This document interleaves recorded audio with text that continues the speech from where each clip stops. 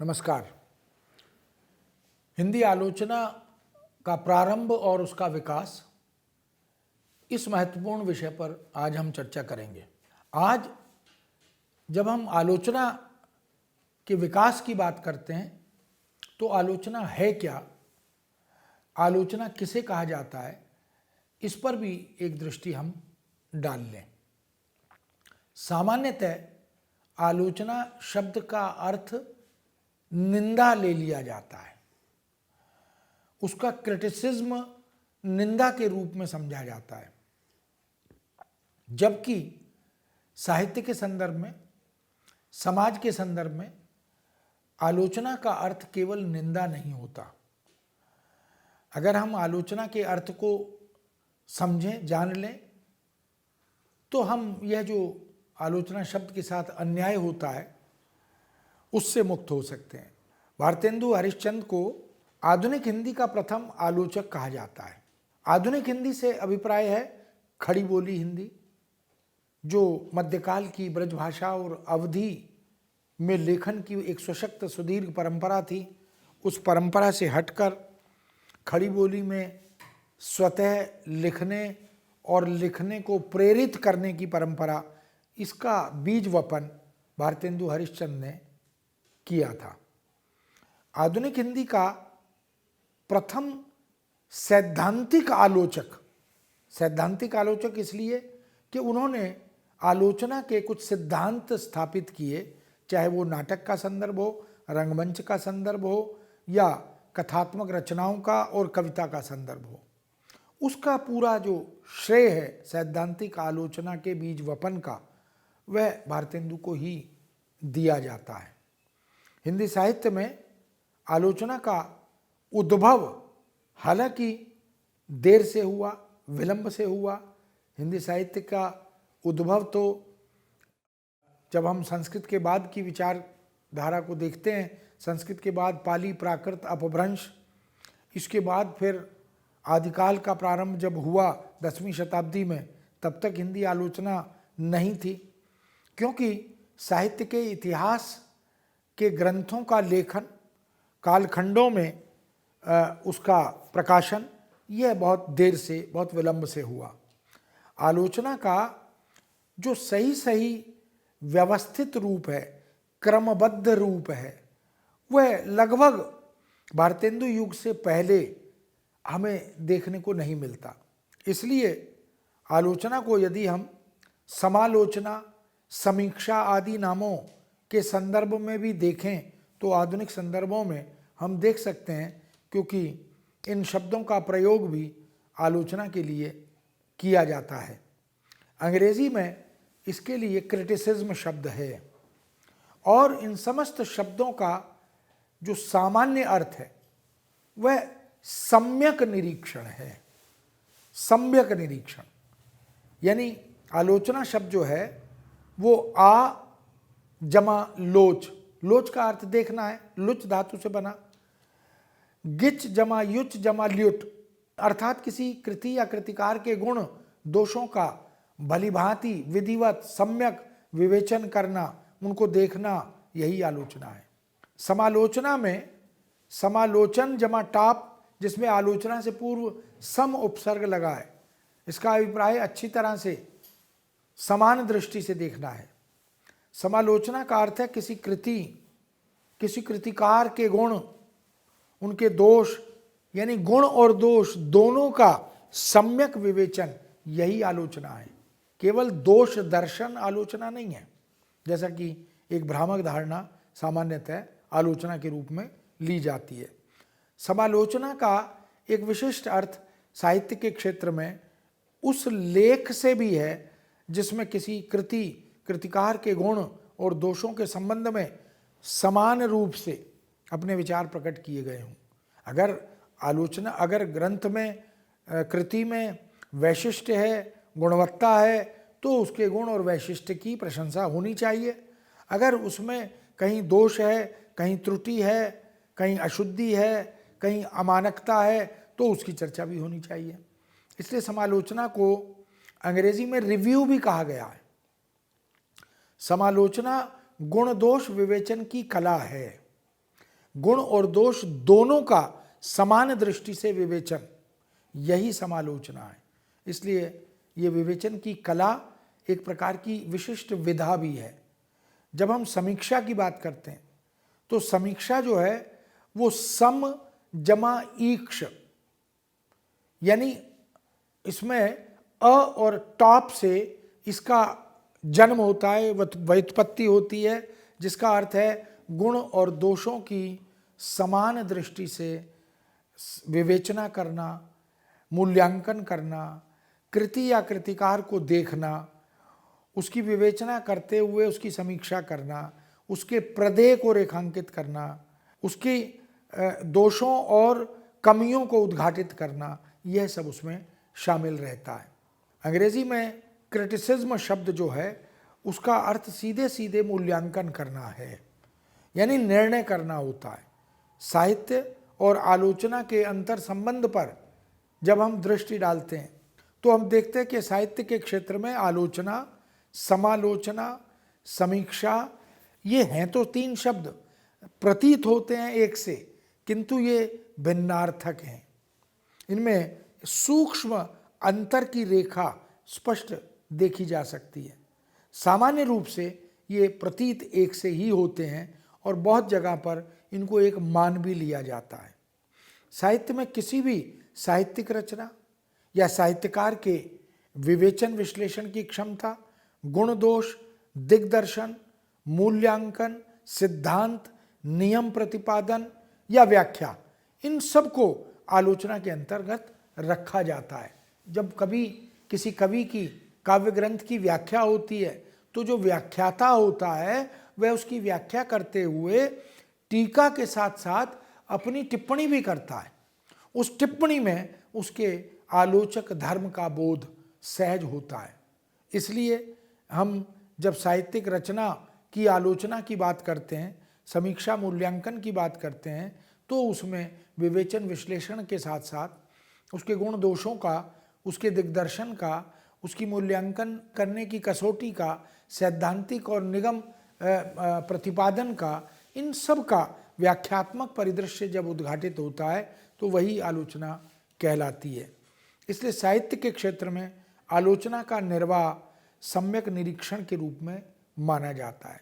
सम्यक निरीक्षण है जो पूरी तरह से बाह्य और आंतरिक मर्म को, अभिव्यक्ति को, भाषा को, उन सब को वह देख पाए और समाज और संस्कृति के संदर्भ में, राष्ट्र के संदर्भ में उसके प्रदेय को, उसकी चिंतन धारा को वो मूल्यांकित कर सके। आलोचना भारतीय और पाश्चात्य मतों में कुछ कुछ अलग अलग तरह से किंतु केंद्रीय बिंदु एक ही रखते हुए विवेचित की गई है। बाबू श्याम सुंदर दास जो प्रारंभिक चिंतक, विचारक, समालोचक, इतिहासविद माने जाते हैं, उन्होंने लिखा, यदि हम साहित्य को जीवन की व्याख्या माने तो आलोचना को उस व्याख्या की व्याख्या मानना पड़ेगा।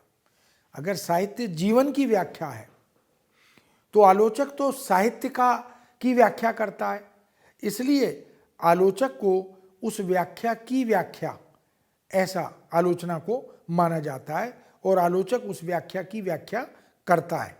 साहित्य क्षेत्र में ग्रंथ को पढ़कर, किसी भी रचना को पढ़कर उसके गुणों, उसके दोषों का विवेचन करना और उसके संबंध में अपना मत प्रकट करना, यह आलोचना है। अब साहित्य के क्षेत्र में ग्रंथ को पढ़कर कोई भी काव्य रचना, ग्रंथ, कोई गद्य रचना, उपन्यास, नाटक, कहानी, कविता आदि, या समीक्षा या जीवनी या आत्मकथा, कुछ भी, उसके गुण और दोष दोनों का सम्यक दृष्टि से विवेचन। सम्यक दृष्टि इसलिए कि कोई पक्षपात ना हो, तटस्थ होकर, निष्पक्ष होकर जब आलोचक उसके गुण दोषों की समीक्षा करता है, मूल्यांकन करता है, तो वही मत उसका, वही टिप्पणी उसकी आलोचना की कैटेगरी में या श्रेणी में आती है। बाबू गुलाब राय ने भी आलोचना की अवधारणा को स्पष्ट करते हुए लिखा कि आलोचना का मूल उद्देश्य कवि की कृति का सभी दृष्टिकोणों से आस्वाद करना और पाठकों को उस प्रकार के आस्वाद में मदद करना, उनकी सहायता देना और उनकी रुचि को, यानी पाठकों की रुचि को परिमार्जित करना, साहित्य की गति निर्धारित करना, इन सब में जो योग देता है, जो योग करता है, वही आलोचना का धर्म है, वही आलोचक का कर्म है। यह बात उन्होंने, बाबू गुलाब राय ने कही है। आचार्य राजशेखर कहते हैं कि वह कवि के श्रम और उसके उद्देश्य तथा तात्पर्य को प्रकाश में लाती है।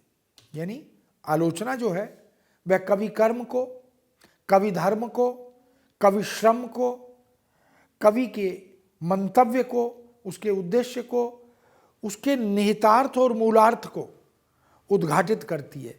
वही आलोचना है। कवि क्यों कविता लिखता है, उसके कविता लिखने का प्रयोजन क्या है, उसके कविता की आत्मा क्या है, वो उसके कविता का संदेश क्या है, ये तमाम बातें जो उद्घाटित करती है वही आलोचना होती है। इसलिए वो कहते हैं कि उसके ही कारण कवि के व्यापार का वृक्ष फलता है, अन्यथा वह निष्फल रहता है। तो आलोचना ही कवि को प्रसिद्धि दिलाती है, कवि का मार्ग प्रशस्त करती है, कवि को डूज एंड डोंट्स, क्या करें क्या ना करें, इसकी शिक्षा देती है। कवि को आत्म आलोचन, आत्म मूल्यांकन करने का एक आधार देती है।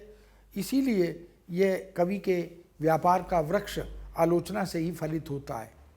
आलोचक के ही सहयोग से कवि की प्रतिभा प्रकाश में आती है और उसके विचारों और भावों का प्रचार विधिवत होता है। मैथ्यू आर्नोल्ड ने भी इस बात को रेखांकित करते हुए लिखा, simply to know the best that is known and thought is the work and its making this known to create a current of true and fresh ideas. स्पष्ट है कि आलोचना का कार्य केवल उत्तमोत्तम जो बातें जानी गई हैं उनको जानना, बदले में दूसरों के लिए स्पष्ट करना, सच्चे और ताज़ा विचारों का प्रभाव उत्पन्न कर देना, यही आलोचना का धर्म है। यानी जो कुछ रचना में, रचनाकार में ग्राह्य है, त्याज्य है, उसको बखान करना, उसको ज्यों का त्यों पाठक तक, दर्शक तक पहुंचाना, यही आलोचना का और आलोचक का धर्म है। इसलिए उत्तम से उत्तम जो भी बातें हैं उन्हें उद्घाटित करना, उन्हें जानना और अपने पाठकों तक उन्हें पहुंचाना, उन्हें स्पष्ट करना, बहुत सी गुत्थियां जो उलझी हुई हैं उन्हें सुलझाना और एक ताज़े, एक सच्चे, एक नैसर्गिक विचार की तरह उन्हें परोस देना, यही आलोचना का उद्देश्य भी है। आलोचना की प्रक्रिया में गुणों का अभिप्रशंसन होता है, तत्वों का विश्लेषण होता है और सावधान करने, सचेत करने के लक्षण और गुण भी होते हैं। इसलिए आलोचना केवल दोष दर्शन नहीं होती, अपितु वह लेखक को, रचनाकार को उसका मार्ग प्रशस्त करते हुए आगे के भावी नियोजन की ओर उन्मुख करने का मार्ग भी दिखाती है। रचना और कृति को स्पष्ट करने के लिए कवि का उद्देश्य, उसके युग की समस्या, कवि और परिस्थितियों का प्रभाव, उस पर दबाव, समकालीन कवियों से उसकी तुलना, ऐसे तमाम पक्ष और अग्रिम आदेश या अग्रिम निर्देश, इनका उल्लेख भी आलोचक अपनी आलोचना की कृतियों के माध्यम से करता चलता है। अब आलोचना किसी एक कवि को लेकर, किसी एक कृति को लेकर, किसी एक प्रवृत्ति को लेकर, किसी एक युगधारा को लेकर, किसी एक इतिहास या शास्त्र आदि या कविता आदि के ग्रंथ को लेकर, उपन्यास, नाटक, कहानी आदि को लेकर तमाम तरह से आलोचना की जाती है। इस तरह आलोचना के जो अग्रलिखित महत्वपूर्ण 3 उद्देश्य माने गए, उनमें पहला उद्देश्य तो है विवेचन। जो रचना की विषय वस्तु का, उसकी संवेदना का, उसके कथ्य का, उसके कथानक का विवेचन आलोचना के माध्यम से किया जाता है। वो है क्या, कवि या लेखक या गद्यकार कहना क्या चाहता है। फिर वह तुलना करता है पहले की रचनाओं से, रचनाकारों से, बाद की रचनाओं से, रचनाकारों से, और उसी विषय वस्तु पर लिखी गई अन्य अनेक, एक ही भाषा में या दूसरी तीसरी भाषा में यदि कोई और उसी तरह की रचना है तो उससे तुलना करना, उसमें तुलना की सैद्धांतिकी काम करती है। जो तुलनात्मक अध्ययन के सिद्धांत हैं उनके आधार पर भी वह उनका रचनात्मक उपयोग करते हुए तुलना करता है। प्रेरणा तीसरा बिंदु है कि समालोचक या आलोचक यह देखता है कि इस रचना का पाठक वर्ग के लिए, समाज और संस्कृति के लिए, संसृष्टि के लिए क्या संदेश है, क्या कहना चाहता है, इससे क्या प्रेरक बिंदु उद्घाटित होते हैं, उनकी ओर भी वो ध्यान आकृष्ट करता है। तो एक तरह से आलोचक जो होता है वो रचनाकार का पूरक होता है। कुछ कार्य जो रचनाकार स्वयं नहीं कर पाता उनको आलोचक पाठकों तक पहुंचाने में उनकी मदद करता है। विवेचन के अंतर्गत अगर हम देखें तो आलोचक वैज्ञानिक के समान का जो आलोच्य वस्तु है उसके समस्त अंगों का विश्लेषण करता है, परत दर परत उन्हें उघेड़ता है, खोलता है, युग की प्रवृत्तियों का, कवि पर उनके प्रभाव का, कवि उद्देश्य का, काव्य के गुणों का, उसके दोषों का, सबका निरूपण, सबकी व्याख्या, सबका उद्घाटन वो करता चलता है। तुलना के अंतर्गत वह किसी विशेष और प्रमुख कृति की तुलना उस कवि की अन्य कृतियों द्वारा, अन्य समान या विषम या भिन्न भाषिक कृतियों से भी उनकी तुलना वो करता है। उसी से वह उस रचना के वैशिष्ट्य को, रचनाकार की विशेषता को उद्घाटित भी करता है। प्रेरणा के अंतर्गत आलोचक पाठक तथा लेखक दोनों को ही प्रेरित करने का काम करता है। वह पाठक को किसी भी रचना का आस्वादन प्राप्त करने का ढंग बताता है, लेखक को दोषों से मुक्त होने का मार्ग दिखाता है, उसकी ओर जो सन्मार्ग है उसकी ओर प्रवृत्त होने के लिए प्रेरित करता है। ये तमाम गुण हैं जो इन तीनों तत्वों में समाविष्ट रहते हैं। आलोचना के अनेक रूप हैं।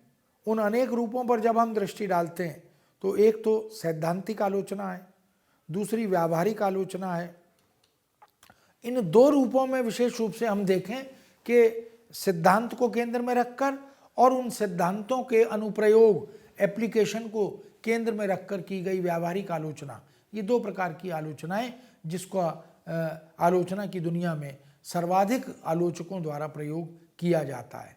किंतु इसके अतिरिक्त भी आलोचना के अनेक आयाम हैं, प्रकार हैं। जैसे ऐतिहासिक आलोचना, तो रचना और रचनाकार की इतिहास के परिप्रेक्ष्य में समीक्षा करना, उसका मूल्यांकन करना, किसी रचना को इतिहास के साथ जोड़कर देखना, ऐतिहासिक तथ्यों के साथ जोड़कर देखना, यह भी उसमें शामिल रहता है।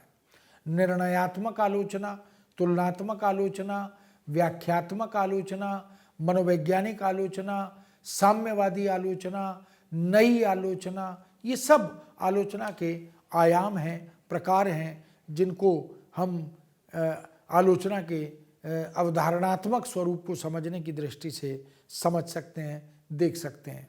भारतीय वाङ्मय में आलोचना के विकास की जब चर्चा होती है तो ऐतिहासिक और साहित्यिक साक्ष्यों के अनुसार आलोचना का विकास पाश्चात्य आलोचना के प्रभाव स्वरूप भारत में हुआ, ऐसा माना जाता है। किंतु यह एक भ्रामक तथ्य है, यह इसे नहीं सत्य माना जा सकता, क्योंकि भारतीय साहित्य में आलोचना का एक प्राचीन, एक सुदीर्घ, एक सशक्त इतिहास रहा है, उसका अस्तित्व रहा है। हम संस्कृत युग से उसको देख सकते हैं, आलोचना वहाँ भी होती थी। हर्ष का विषय है कि भारतीय साहित्य के क्षेत्र में सर्वप्रथम सैद्धांतिक आलोचना का जो विकास हुआ, उसी को हमने काव्यशास्त्र के रूप में, उसी को हमने अलंकार शास्त्र, उसी को हमने रस शास्त्र के रूप में, ध्वनि शास्त्र के रूप में अभिहित किया। हम भरत मुनि के काव्यशास्त्र से लेकर जो अनेक ग्रंथ लिखे गए, शास्त्र, कविता के स्वरूप को, कविता की अवधारणा को, कविता के तत्वों को विवेचित करने वाले, नाटक के संदर्भ में, क्योंकि नाट्यशास्त्र के युग में नाटक और कविता को अभिन्न माना जाता था, इसलिए उसमें जो सैद्धांतिक विवेचना हुई वो आलोचना की, आधुनिक आलोचना की, वर्तमान आलोचना की एक सशक्त आधारशिला का निर्माण करती है। प्राचीनतम काव्यशास्त्र की रचना भरत मुनि ने नाट्यशास्त्र के रूप में की थी, जिसमें साहित्य के अनेक मानदंड उनको सैद्धांतिक प्रतिष्ठा के साथ हमारे समक्ष रख दिया था। संस्कृत साहित्य में भरत मुनि, आनंदवर्धन, वामन, कुंतक, क्षेमेंद्र, ये तमाम आचार्य इस बात के परिचायक हैं, द्योतक हैं कि चाहे औचित्य सिद्धांत हो, चाहे ध्वनि सिद्धांत हो, चाहे अलंकार सिद्धांत हो, चाहे रीति सिद्धांत हो, रस सिद्धांत हो, ऐसे तमाम सिद्धांतों के परिप्रेक्ष्य में हम देख सकते हैं कि आलोचना का पर्याप्त मात्रा में, प्रचुर मात्रा में विकास हुआ है। आलोचना सिद्धांत स्थापना लगातार काव्यशास्त्र के माध्यम से होती रही और आधुनिक युग की तरह हमें कहीं भी किसी भी तरह की आलोचना की स्वतंत्र ग्रंथ की पुस्तक भले ही ना प्राप्त हुई हो, लेकिन प्रकारांतर से आलोचना के सिद्धांतों और तत्वों का बोध हम इन ग्रंथों के माध्यम से करते रहे हैं। आलोचना के क्षेत्र में निर्णायक पद्धति का प्रचलन विशेष रूप से प्रचलित था और लिखित विवेचना सामान्यतः नहीं होती थी। वह मौखिक आलोचना का युग था, इसीलिए संस्कृत में व्याख्यात्मक आलोचना, टीका लिखने के प्रचलन की आलोचना या उसका अधिक दिखाई देता है।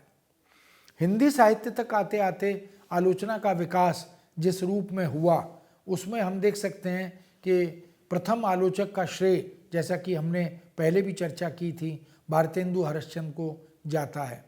हिंदी आलोचना के इतिहास को समझने का मूल दायित्व का निर्वाह, उस मूल अर्थ को संप्रेषित करने का कार्य हम समस्त आलोचकों और समीक्षा धाराओं के सैद्धांतिक मानदंडों के परिप्रेक्ष्य में देख सकते हैं, समझ सकते हैं और उन्हीं के द्वारा व्यावहारिक समीक्षा, इसको भी हमारे समक्ष उद्घाटित किया गया है। आचार्य रामचंद्र शुक्ल जो हिंदी आलोचना की रीढ़ माने जाते हैं, उनको हिंदी आलोचना के इतिहास का केंद्रीय व्यक्ति और व्यक्तित्व इसीलिए स्वीकार किया जाता है क्योंकि उनकी उपस्थिति को आधार मानते हुए ही हिंदी आलोचना के संपूर्ण इतिहास को, यानी हिंदी आलोचना का उद्भव, हिंदी आलोचना का मध्य और हिंदी आलोचना का विकास, इन तीनों को हमने शुक्ल पूर्व, शुक्ल युगीन और शुक्लोत्तर हिंदी आलोचना के रूप में विभक्त किया है, जिसका समय शुक्ल पूर्व हिंदी आलोचना 1850 से 1920 तक लगभग मानी जाती है, यानी भारतेंदु युग तक जिसको हम कह सकते हैं, द्विवेदी युग तक जिसे हम कह सकते हैं। शुक्ल युगीन हिंदी आलोचना 1920 से 1940 जो लगभग छायावादी युग की आलोचना या शुक्ल युग की आलोचना मानी जाती है। शुक्ल पूर्व हिंदी आलोचना में हम देख सकते हैं, जिसकी चर्चा हमने पहले की थी, भारतेंदु पूर्व हिंदी आलोचना, भारतेंदु युगीन हिंदी आलोचना, महावीर प्रसाद द्विवेदी युगीन हिंदी आलोचना। इसीलिए सन 1850 से 1920 तक का समय, यानी लगभग 70 वर्ष तक की आलोचना इस कार्यकाल के अंतर्गत आती है। शुक्ल जी का जो युग था वह छायावादी युग था, वह छायावाद के बाद का युग था। उनके अंतर्गत 1920 से 1940 लगभग 20 वर्ष की आलोचना का यह एक तरह से मध्यकाल माना जाता है। और शुक्लोत्तर हिंदी आलोचना जो 1940 से बाद की, यानी अद्यतन आज तक की हिंदी आलोचना मानी जाती है, उसमें एक बृहत रूप से हम देख सकते हैं कि लगभग 80 साल का समय शुक्लोत्तर हिंदी आलोचना का आज तक निकल चुका है। तो शुक्ल पूर्व हिंदी आलोचना की जब हम बात करते हैं तो उसमें भारतेंदु द्विवेदी इनकी बात हम कर चुके हैं और उन्हीं पर हम विशेष रूप से ध्यान आकृष्ट करना चाहते हैं। भारतेंदु युगीन हिंदी आलोचना में पत्रकारिता आलोचना का एक आधार बनी, मानदंड बनी, और पत्र पत्रिकाएं जिसमें भारतेंदु के अपनी पत्रिकाएं जिसके वो संपादक रहे, हरिश्चंद्र मैगजीन, कवि वचन, ये सब कवि वचन सुधा उल्लेखनीय रही। इस काल में जो व्यावहारिक समीक्षा का प्रारंभ हुआ, प्रचलन हुआ, उसकी शुरुआत भी हिंदी प्रदीप में हमें देखने को मिलती है। सच्ची समालोचना नामक स्तंभ के माध्यम से हिंदी प्रदीप ने व्यावहारिक समीक्षा या व्यावहारिक आलोचना का शुभारंभ किया था। इस तरह से इस काल की हिंदी आलोचना में उपयोगितावादी और राष्ट्रीय दृष्टिकोण को केंद्र में रखकर चर्चा की गई। द्विवेदी युगीन हिंदी आलोचना, इसमें आलोचना जगत भी पत्र पत्रिकाओं के माध्यम से विकसित हुआ। द्विवेदी जी इस युग के सैद्धांतिक आलोचक रहे। उनकी आलोचनाओं का संग्रह आलोचना समुच्चय के नाम से प्रकाशित भी हुआ और मिश्रबंधु विनोद जैसी रचना, तुलनात्मक आलोचना जैसे अनेक प्रयोग, और पंडित पद्म सिंह शर्मा ने बिहारी और सादी जैसी कवियों की तुलना। शुक्ल युगीन हिंदी आलोचना में केंद्रीय समीक्षक आचार्य शुक्ल केंद्र में रहे और शुक्ल युगीन हिंदी आलोचना में बाबू गुलाब राय, बाबू श्याम सुंदर दास, इन्होंने बहुत रचनात्मक भूमिका निभाई। कह सकते हैं कि छायावाद के कवियों ने छायावाद के पक्षों पर, जैसे पंत जी की जो भूमिका है और प्रसाद, महादेवी, निराला आदि, इन्होंने गद्य और पद्य के माध्यम से, भूमिकाओं के माध्यम से, पत्र पत्रिकाओं के माध्यम से भी हिंदी आलोचना को विकसित करने में रचनात्मक भूमिका निभाई। लक्ष्मी नारायण सुधांशु, विश्वनाथ प्रसाद मिश्र ये आलोचना के क्षेत्र में अपनी उपस्थिति दर्ज करते हैं। आचार्य शुक्ल ने सैद्धांतिक और व्यावहारिक समीक्षा को बल दिया, उसे प्रोत्साहित किया और धीरे धीरे लोक मंगलवाद को आलोचना कर्म से जोड़ा, साहित्य के धर्म से जोड़ा और उन्होंने रसवाद की नई व्याख्या करते हुए रस मीमांसा जैसा ग्रंथ लिखा और लोक हृदय में हृदय के लीन होने की दशा का नाम रस दशा है, ऐसी एक स्थापना भी की। हम देख सकते हैं कि रहस्यवाद, काव्य में रहस्यवाद, कविता क्या है, ऐसे अनेक निबंधों से उन्होंने आलोचना के नए मानदंड स्थापित किए।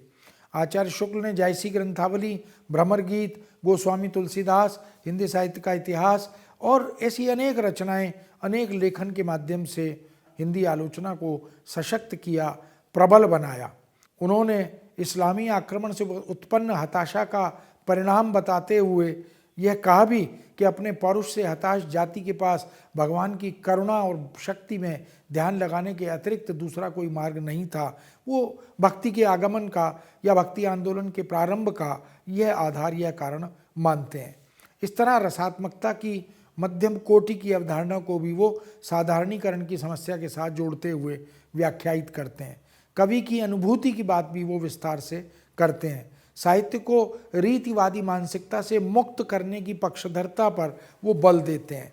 कुल मिलाकर हम कह सकते हैं कि शुक्ल युगीन आलोचकों में बाबू श्याम सुंदर दास, विश्वनाथ प्रसाद मिश्र, बाबू गुलाब राय, लक्ष्मी नारायण सुधांशु ये सब तो शामिल थे ही, और छायावादी कवियों में पंत ने पल्लव और वीणा की भूमिकाएं लिखकर, निराला ने पंत और पल्लव निबंधमाला लिखकर, शुक्लोत्तर हिंदी आलोचना में शुक्ल जी के बाद आलोचना के इस दौर में स्वच्छंदतावादी आलोचना ने बहुत महत्वपूर्ण भूमिका निभाई। और कुल मिलाकर हम देख सकते हैं कि स्वच्छंदतावादी आलोचना, प्रगतिवादी आलोचना, मनोविश्लेषणवादी आलोचना, नई समीक्षा या आलोचना, समकालीन आलोचना, ये तमाम आलोचना के नए नए आयाम और नए नए रूप विकसित होते चले गए। मित्रों, विषय बहुत बड़ा है, किंतु संक्षेप में उसके वैशिष्ट्य को, उसके चरित्र को, उसकी आयामों को आपके समक्ष हमने उद्घाटित किया। पुनः हम नए विषय के साथ आपके समक्ष उपस्थित होंगे। इस विषय को यहीं विराम देते हैं। आज्ञा दीजिए। नमस्कार।